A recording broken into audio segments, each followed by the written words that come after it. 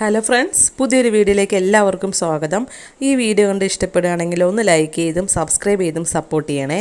അങ്ങനെ ദേവ്യാനിക്ക് സംശയങ്ങൾ ഏറി വരികയാണ്.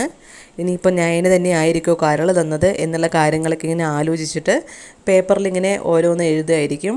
നയനയാണ് എനിക്ക് കരൾ തന്നത്, നയനയല്ല എനിക്ക് കരൾ തന്നത്, എൻ്റെ മരുമകൾ തന്നെയാണ് എനിക്ക് കരൾ ദാനം തന്നത്, അവളുടെ സ്നേഹം ആത്മാർത്ഥാണ്, അങ്ങനെ ഓപ്പോസിറ്റായിട്ടുള്ളതും എഴുതിയിട്ട് കുറച്ച് പേപ്പറിൽ എഴുതുമായിരിക്കും.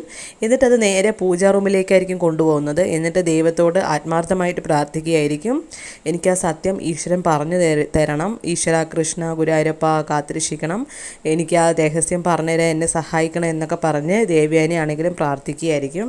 എന്നിട്ട് ഒരെണ്ണം എടുക്കുമായിരിക്കും, പേപ്പർ മടക്കിയിട്ടേന്ന് കുലുക്കിയിട്ട് ഒരെണ്ണം എടുക്കുമ്പോൾ അതിൽ നയനയാണ് കരൾ തന്നത് എന്നുള്ളതായിരിക്കും ഉണ്ടാവുക. അപ്പോൾ അത് കാണുമ്പോഴത്തേനും ദേവ്യാനിക്ക് കരച്ചിൽ വരുമായിരിക്കും, ദൈവത്തോട് നന്ദി പറയുമായിരിക്കും അവിടുന്ന്.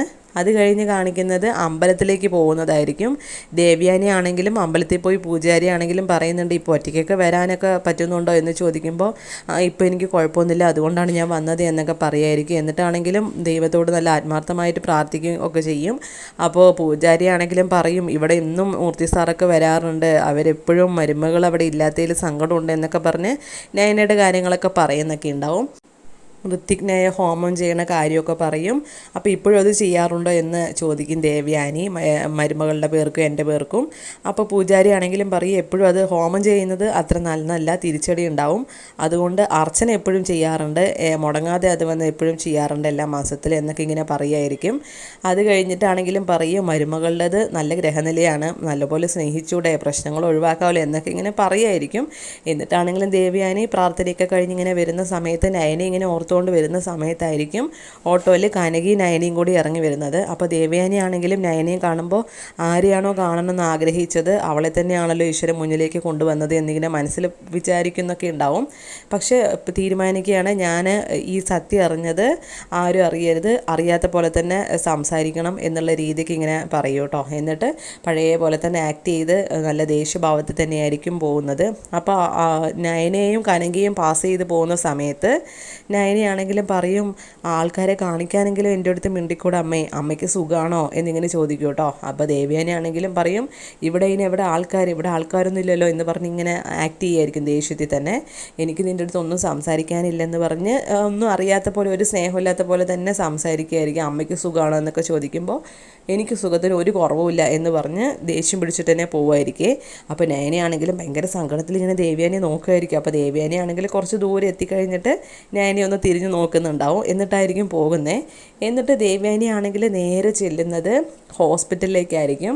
അവിടെ ഒരു നേഴ്സിൻ്റെ അടുത്ത് സംസാരിക്കുകയായിരിക്കും. സുരഭി എന്നാണ് പേര്, നിനക്ക് ഇവിടെ ജോലിയാക്കി തന്നത് ഞാനല്ലേ, അപ്പോൾ എനിക്ക് ഈ ഒരു ഹെൽപ്പ് ചെയ്തുകൂടെ? അപ്പോൾ നേഴ്സാണെങ്കിലും പറയും, ഡോക്ടറും മാനേജ്മെൻറ്റും പറയാത്ത രഹസ്യം ഞാൻ എങ്ങനെ മാഡത്തിൻ്റെ അടുത്ത് പറഞ്ഞു കഴിഞ്ഞാൽ എൻ്റെ ജോലി പോകുമെന്ന് പറയുമ്പോൾ ദേവ്യാനി ആണെങ്കിലും പറയുന്നുണ്ട്, ഇതിലൊരു 50,000 രൂപയുണ്ട്, ബാക്കി നിനക്ക് എത്ര വെച്ചാൽ ഞാൻ തരാം, എനിക്ക് ആ സത്യം പറഞ്ഞാൽ മതിയാവും, പ്ലീസ് എനിക്ക് അത് പറഞ്ഞു തരണം എന്ന് പറയുമ്പോൾ പറയുന്നേ ഉണ്ടാവില്ല.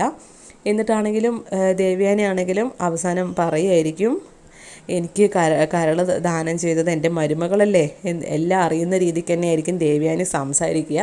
അപ്പോൾ നേഴ്സാണെങ്കിലും വിചാരിക്കും എല്ലാ സത്യവും ദേവ്യാനി അറിഞ്ഞിട്ടാണ് വരുന്നതെന്ന്. അപ്പോൾ സുരഭി ആണെങ്കിലും പറയുമായിരിക്കും നേഴ്സ്, ഇനിയിപ്പോൾ ഞാനായിട്ടൊന്നും മറച്ചു വെച്ചിട്ട് കാര്യമില്ല, ആ കുട്ടി തന്നെയാണ് ബ്ലഡും കരളും ഒക്കെ ദാനം ചെയ്തത്, ആ കുട്ടി തന്നെയാണ് എന്നൊക്കെ പറയൂ കേട്ടോ. അപ്പോൾ അത് കേൾക്കുമ്പോൾ ദേവ്യാനി ശരിക്കും ഒന്ന് ഭയങ്കര ഒരു ഞെട്ടലോട് തന്നെയാണ് അത് ആ ഒരു വാർത്ത കേൾക്കുന്നത്. കാരണം കുറേയൊക്കെ കാര്യങ്ങൾ അറിഞ്ഞു, എന്നാലും ഒന്നും കൺഫേം ആക്കണമെന്ന് മാത്രമേ ഉണ്ടായിരുന്നുള്ളൂ.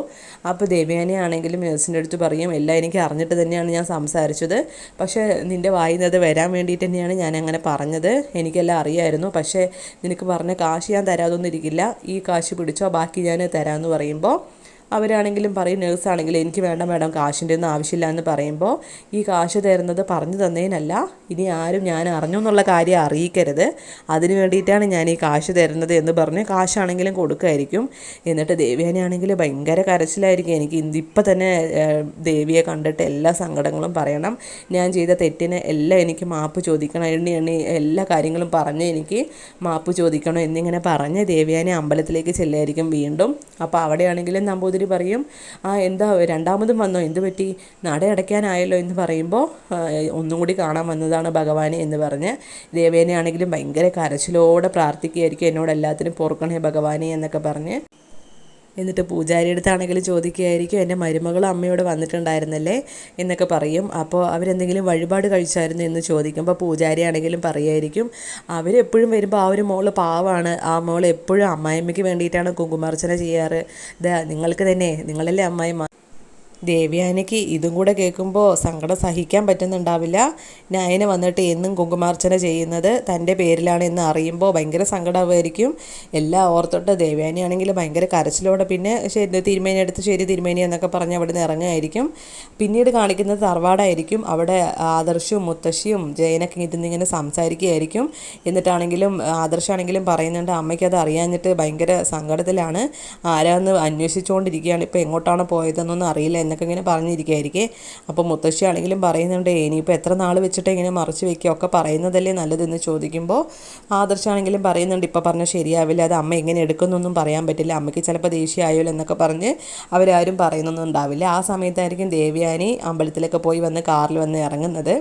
അപ്പോൾ ദേവയാനി ആണെങ്കിലും അവിടുന്ന് കാണുമ്പോൾ എല്ലാവരും ഇങ്ങനെ നോക്കുന്നുണ്ടാകും ദേവയാനിയെ. ഈ സമയം ജയനാണെങ്കിലും പറയും എവിടെ പോയതാ, അമ്പലത്തിലേക്ക് പോയതാണ്, എന്താണ് ഇപ്പോൾ പതിവില്ലാണ്ട് പെട്ടെന്നൊക്കെ ഇങ്ങനെ പോകുന്നത്, നിനക്ക് വയ്യാത്തതല്ലേ, റെസ്റ്റ് എടുക്കേണ്ട സമയമല്ലേ എന്ന് പറയുമ്പോൾ ദേവയാനി ആണെങ്കിലും പറയും എൻ്റെ മകനിപ്പോൾ രാത്രി തീരെ ഉറക്കമില്ല, അതുകൊണ്ട് ദൈവത്തെ കണ്ടൊന്ന് സങ്കടം പറഞ്ഞിട്ട് പ്രാർത്ഥിച്ചിട്ട് വരാമെന്ന് കരുതി, അതുകൊണ്ടാണ് ഞാൻ പോയതെന്ന് പറയുമായിരിക്കും. അപ്പം മുത്തശ്ശി ആണെങ്കിലും പറയും അവൻ്റെ സങ്കടം നിനക്കിതുവരെ എന്താണെന്ന് മനസ്സിലായില്ലേ, നയന മോൾ ഇവിടെ ഇല്ലാത്തതാണ് അവൻ്റെ ഏറ്റവും വലിയ സങ്കടം, നയനെ കൊണ്ടുവന്ന് അവൻ്റെ എല്ലാ കാര്യങ്ങളും ശരിയായിക്കോളും.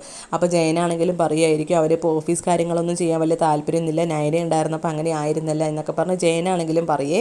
അപ്പോൾ നമ്മുടെ മുത്തശ്ശിയാണെങ്കിലും പറയും ഞങ്ങൾക്കും അങ്ങനെയാണ്, മുത്തശ്ശനാണെങ്കിലും നയന ഇല്ലാണ്ട് ഒരു സുഖമില്ല, എല്ലാ കാര്യങ്ങളും ആ കുട്ടിയല്ലേ ഈ വീട്ടിൽ നോക്കിക്കൊണ്ട് ഉണ്ടായിരുന്നത്, ഇപ്പോൾ അവളില്ലാണ്ട് ഈ വീട് വല്ലാത്തൊരവസ്ഥയിലായി. ഈ സമയം ദേവയാനി പറയും ഇത്രയ്ക്ക് ബുദ്ധിമുട്ടാണെങ്കിൽ ആദർശി നിനക്ക് തന്നെ നിൻ്റെ ഭാര്യയെ കൂട്ടിക്കൊണ്ടുവന്നൂടെ എന്ന് പറയുമ്പോൾ മുത്തശ്ശിയാണെങ്കിലും പറയും അത് എങ്ങനെയാ, അമ്മായിമ്മ വിളിക്കാതെ ഇങ്ങോട്ട് വരില്ലെന്നല്ലേ നയനമോള് പറഞ്ഞിരിക്കുന്നത്, നിനക്ക് പോയി ചെന്ന് വിളിച്ചൂടെ എന്ന് പറയുമ്പോൾ ദേവയാനി ആണെങ്കിലും പറയും എനിക്ക് അങ്ങനെ വിളിക്കേണ്ട ആവശ്യമൊന്നുമില്ല എന്നൊക്കെ ഇങ്ങനെ എതിർത്തിട്ടായിരിക്കും പറയുന്നത്. ഒന്നും അറിയാത്ത രീതിക്ക് തന്നെയായിരിക്കും ദേവയാനി ആണെങ്കിലും സംസാരിക്കുക. എന്നിട്ട് പിന്നെ ആദർശിൻ്റെ അടുത്താണെങ്കിലും ചോദിക്കുകയായിരിക്കും നിനക്ക് അത്രയ്ക്ക് ആഗ്രഹമുണ്ടോ നയന വരണമെന്ന് ചോദിക്കുമ്പോൾ എനിക്ക് വരണം തന്നെയാണെന്നുള്ള രീതിക്കായിരിക്കും ആദർശാണെങ്കിലും പറയുക. അപ്പോൾ മുത്തശ്ശിയാണെങ്കിലും സപ്പോർട്ട് ചെയ്തുകൊണ്ടാണ് പറയുക അതെന്ത് ചോദ്യമാണ്, അവന് പിന്നെ അവൻ്റെ ഭാര്യ അടുത്തുണ്ടാവണമെന്ന് ഉണ്ടാവില്ലേ എന്ന് പറയും. എന്നിട്ട് പിന്നെ ജയൻ്റെ അടുത്തും ചോദിക്കും ജയേട്ടനും അങ്ങനെ തന്നെയാണോ, നയന വേണമെന്നാണോ എന്ന് ചോദിക്കുമ്പോൾ ഒന്നും മിണ്ടുന്നുണ്ടാവില്ല. എന്നിട്ട് പിന്നെ അവിടുന്ന് ദേവയാനി എല്ലാവരോടും സംസാരിച്ചിട്ട് പോവുമായിരിക്കും. നയനയോട് സ്നേഹമുള്ള പോലെ ഒന്നും പറയുന്നേ ഉണ്ടാവില്ല, എല്ലാ സത്യങ്ങളും അറിഞ്ഞൊന്നും അവരെയൊന്നും അറിയിക്കുന്നും ഉണ്ടാവില്ല. എന്നിട്ട് പിന്നെ മോളിലേക്ക് പോയി മാറി നിന്ന് ഭയങ്കര കരച്ചിലായിരിക്കും ദേവയാനി ആ ഒരു തിരുമേനി പറഞ്ഞ കാര്യമൊക്കെ ആലോചിച്ചിട്ട്. അമ്മായിമ്മയ്ക്ക് വേണ്ടി കുങ്കുമാർച്ചന ചെയ്തിട്ട് പോയിട്ടേ ഉള്ളൂ, എപ്പോൾ വരുമ്പോഴും അത് ചെയ്യാറുണ്ട് എന്ന് പറഞ്ഞതും എല്ലാം കൂടി ആലോചിച്ചിട്ട് ദേവയാനിക്ക് കരച്ചിൽ അടക്കാൻ പറ്റുന്നുണ്ടാവില്ല, ഭയങ്കര സങ്കടത്തിലായിരിക്കും.